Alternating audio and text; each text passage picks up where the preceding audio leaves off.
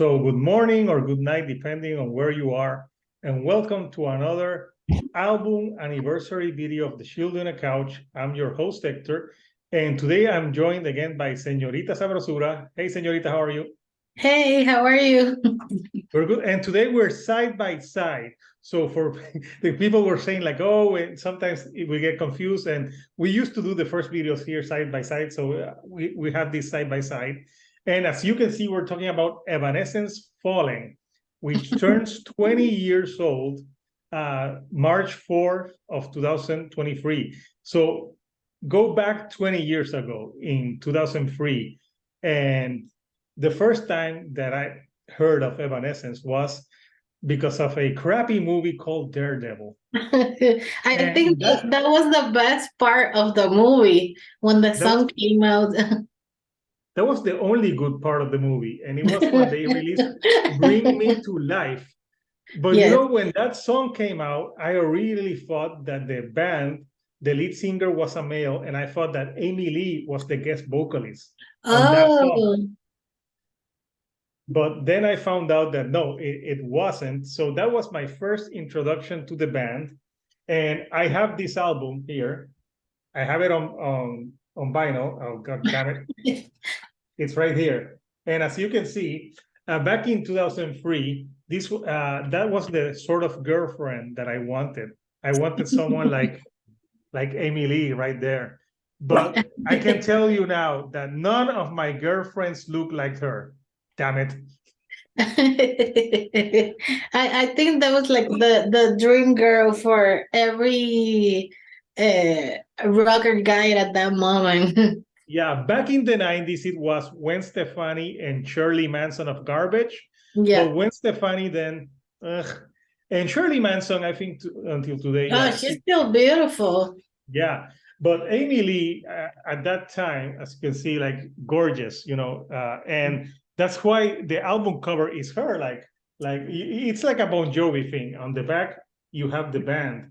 But yeah, this album came out in 2003, and it was a huge album, very influential. So back in 2003, what were you doing, Senorita?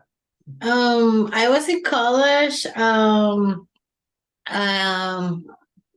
I was working as a waitress and bartender. I still haven't as I started working on Hot Topic on 2005, so 2 years later. 2 years But later. yeah, but I think I was in college. I was like juggling different jobs. Um, but I remember, like, I come from a small town, so I always been different, the outcast. I was the girl who dressed in black with the boots, not normal in my small town. There you can And see, Senorita. and and I always have like PJ Harvey, Alanis, Dolores from Cranberries, Shirley Manson from Garbage. Like those were role models for me. uh but when this album came out, like I felt like I know it was a huge success, like commercial. It won 2 Grammys. It has sold more than 70 million of copies right now. But it was more personal because now being a gothic girl was cool. Like everyone want to dress up as Amy Lee, and like, oh, now it's cool to dress in black. Now it's cool to wear makeup like that and dress gothic and use boots. I always loved Gothic girls, but they didn't love me back.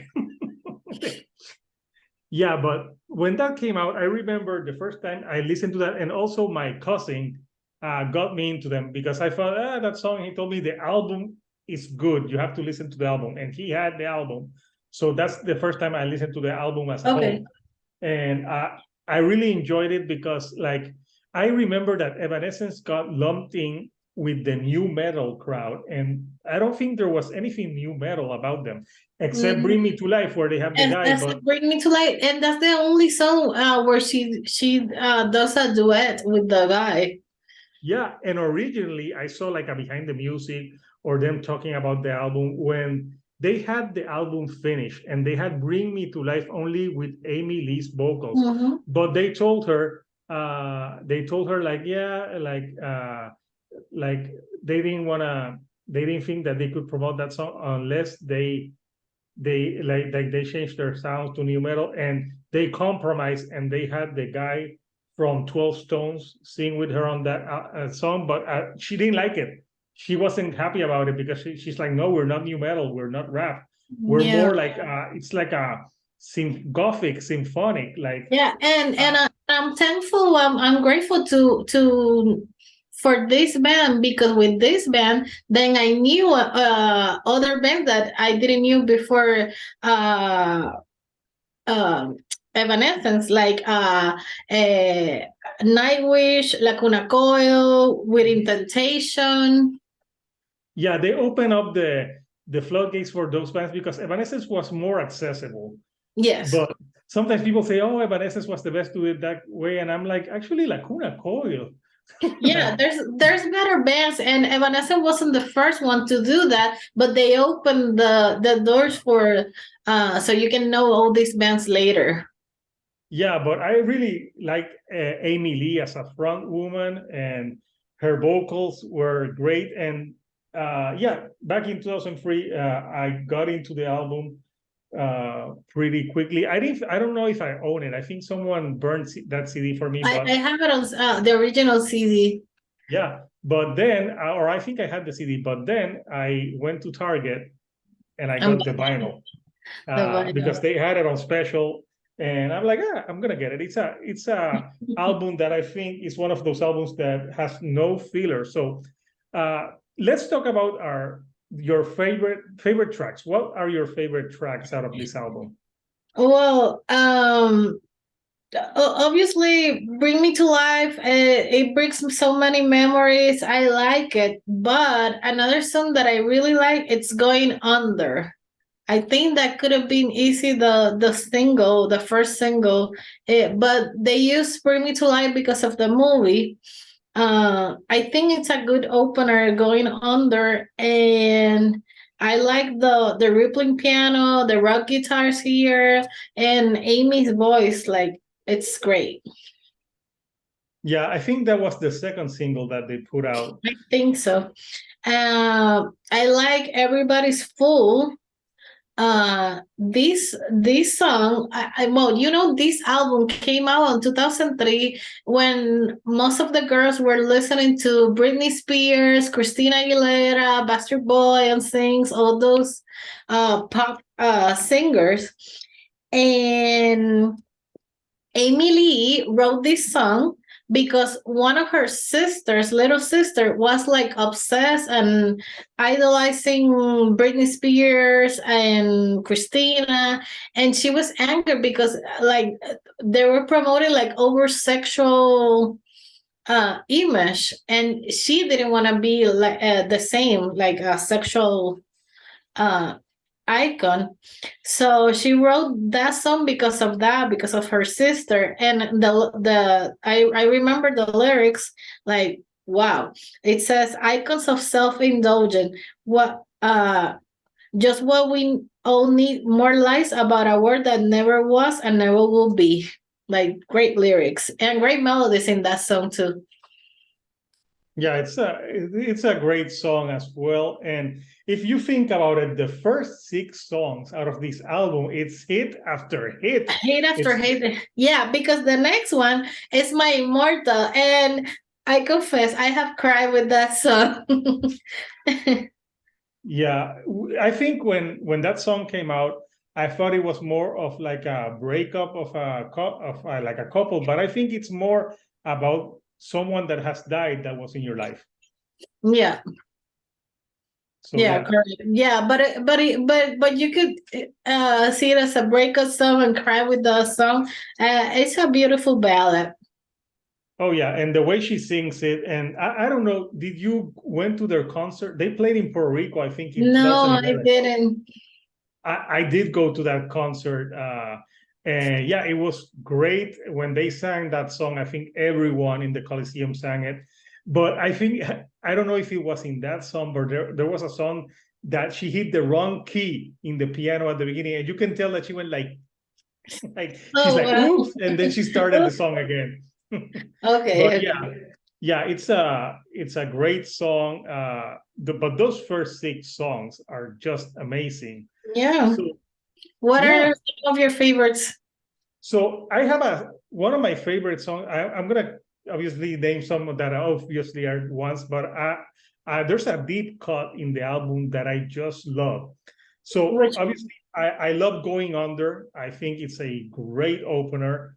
It really sucks you in. I like Bring Me to Life, but it's being overplayed. It's been it's played been so much. overplayed, I'm yeah. kind of over it now. I love Haunted and Tourniquet too. Like Yes. like my tourniquet is so catchy. And Tourniquet, like I found like that it's like a strong for the album. Like the lyrics, it's about suicide. Yeah. And I remember when they came out, they were also lumped in with the Christian band category. And they said, Mhm. no, we're not a Christian band. Because at that time, But because that of was that another thing. song is There was a lot the of Christian metal bands coming out. So yes. they got lumped into that as well. And they had to say, no, we're not into that. To me, they were more of a gothic rock band. Like Mm, gothic, not metal, but more rock with some gothic styles and some electronics to their sound. So yeah, I think Tourniquet is great, but the album Closer, Whisper, oh my God, that is like this album has the perfect opening track and the perfect closing track because I think the side B, there's some like Talking Over Me, Hello, they're good, but there's not as strong as the first six songs. But the album Closer, Whisper, her Emily's vocals are great, and I like the end, the chanting, the yes. like I remember I listening that to my cousin, and we were like, here comes the satanic chanting. We didn't know if it was satanic, but it sounded evil to us. And I It thought it was sounded, yeah.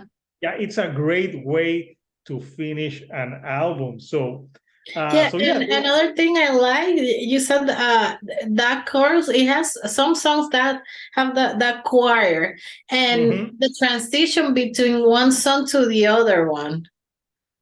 yeah. I also think that this album came at the right time because at that time, like new metal was kind of like dying, and like there was a lot of like female fronted bands being given the spotlight. I think it was a time that it got, because then after that there came a flood of female fronted bands all over, and then they called them female fronted bands, which is kind of like, I don't know, kind of weird to like just get, okay, they have a female Like as a singer, but separate the yeah, just call it a band, because you don't say male fronted band. But yeah, I thought it's the songs are really catchy, it's well produced, and a lot of it is, and I can say hands down that this is the band's best album. They never topped this.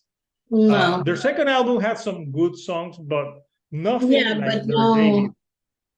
Yeah, they suffered from that syndrome of like too good, Too too. good. Yeah, and I think one of the band members left the band and they Yes, had to follow. yeah, Ben Moody, who was Yeah, the guitar player so and he that wrote the affected. songs, he wrote most of the music. So when he left, he kind of took part of that sound with him, and it became more of the Amy Lee band. Yeah. And after that, even though they have some good songs on their other albums, like Call Me When You're Sober is a great track on the Open Door, I don't think none of those songs touch on what they did in Falling. And I think it was because the main songwriter left. So it became of a different band. And he actually, I don't know if you remember, he formed another band with another famous singer that they had one album, and they were called We Are the Falling. Oh. So if you can Google and listen to that one, it's a great album. And I think they named it "We Are the Fallen" just to say like "F you, Amy Lee," because apparently there was a lot of feud with her and Ben. But it's a shame because I think if they would have stayed together, I think Evanescence would have had better albums. Like even though they have some good songs here and there on the other albums, but I don't think they never reached the potential that they did with Fallen, in my opinion. Yeah, so, I agree. So 20 years later, how has Fallen held up? What do you think, Senorita? Well, I think some songs, like for example, "Bring Me to Life" with the new metal thingy, that song sounds dated, but yeah, like for me, it's a guilty pleasure. It brings so many memories. For me, it helps up. Like if you take away that the rap in the song, like it's a good album. Yeah, for me, "Bring Me to Life" reminds me of being in Shannon's pub. And a cover band doing, they did Evanescence, then they had to play Aerials by System of a Down. And we gotta play Last Resort by Papa Roach. Like yes. They played the same songs. That's why I think I got sick of those songs because they played them all the fucking time. Every week. Well, you drink Long Island. The Long Island, but you were listening to the same songs each week. But yeah, for me, 20 years later, I think the album, if this album would drop today, I think it could still be a hit because I think it has strong songs, catchy. They're very catchy. Great lyrics. Amy Lee wrote some great lyrics for this. Like "My Immortal," if you listen to that song and you don't get emotional or cry. I also like "Imaginary." For me, those great lyrics. And I read, like for example, "My Last Breath," the not the last one, the one before that one. Yeah. It's big. Most of the lyrics were drawn from an abusive relationship. Like that's why it's so personal. Yeah, no, and then all the reference to air is like struggle to breathe, to survive, like physical and emotional abuse. Yeah, and it can't be overstated that 20 years, like what Amy Lee at that time, she was beautiful, but she didn't rely on her beauty as well because, like you said, she wasn't like showing her body. She dressed normal, and even though she was beautiful, like she wanted people to focus on her lyrics and her singing ability. She had a great voice, but yes, this is the face of the girlfriend that I wanted back in 2003, but it never happened. So yeah, it's just great what she did, and I think when this album, when it came out, it was the right place at the right time, and it also helped that they were in that movie soundtrack. Yeah. Even though that movie sucked. So yeah, there you have it. I think both Senorita and I can say without a doubt that 20 years later, Evanescence-Fallen is still an essential album. I think it's a timeless record that will get better with age. I think the only song that dates it is "Bring Me to Life" because of the new metal aspect.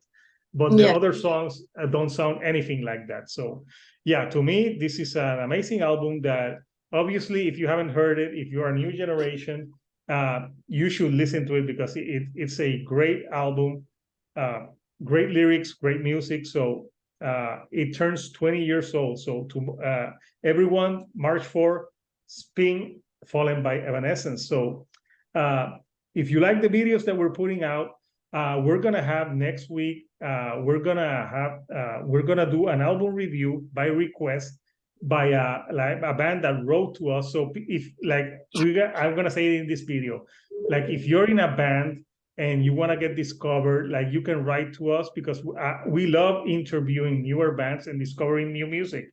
So don't be shy and write to us. Send us your music. We'll listen to it and and we can do interviews or we can do album reviews. Just By you name it. us. Yeah, and also next week, I think we're going to do a second interview with Adam Zoom from Puerto Rico, because he's finally putting out that album that we've been expecting, and he's got a new video, and we're gonna do a follow-up interview And sometime. he's gonna start a tour too. And he's gonna start a tour soon, so that's why we're gonna he reached out to me. It's like, hey, I wanna have like an exclusive interview first with you guys, because he enjoyed the interview that we had with him, that if you haven't seen it, I'll put it somewhere on the description, or because it was a great interview that more people should see. So people, do not forget to subscribe, give us a like. If you like Senorita Sabrosura content, go ahead. She talks a lot about like rock in Spanish and other stuff. And if you haven't subscribed to me, come on and do it, because we're nearing getting closer to that 1K that I want to get there. So until next time, people, this is Hector, the Shield on a Couch. Señorita Sabrosura. And we'll see you next time for another album anniversary review. Thank you and good night.